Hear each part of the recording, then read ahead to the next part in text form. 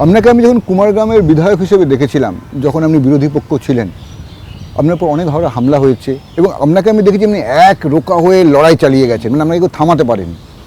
ঠিক সেই জায়গাটায় দাঁড়িয়ে এখন মন্ত্রী মশাই, তো সেই যে জিদ সেটা কি থাকবে, না সে এখন মন্ত্রী হয়ে এখন অন্যরকম হয়ে যাবে? না, জিদের ব্যাপার কিছু নেই।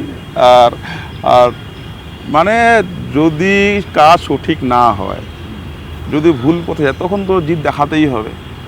আর সেটাই একটা গতানুগতিক প্রক্রিয়ার মধ্যে যদি উল্টোপাল্টা করার চেষ্টা করা হয়, তখন তো অটোমেটিক ফোর্স করবো। আর বাকি প্রয়োজন নেই, আমি নর্মালি থাকি। সবাইকে এটাই বলবো, যারা আধিকারিকরা যারা আছেন, যারা আমাদের ডিপার্টমেন্টের সাথে যুক্ত আছেন, যে আপনারা নিশ্চয় খুশি মনে কাজ করুন, কোনো ধরনের কোনো অবৈধ কারবারে যুক্ত থাকবেন না, তাহলেই আমরা ফ্রেন্ডলি আলোচনা করব। সিএম এবং প্রধানমন্ত্রী আমাদের সরাসরি বলেছেন যে না খাएंगे না খানে দেंगे।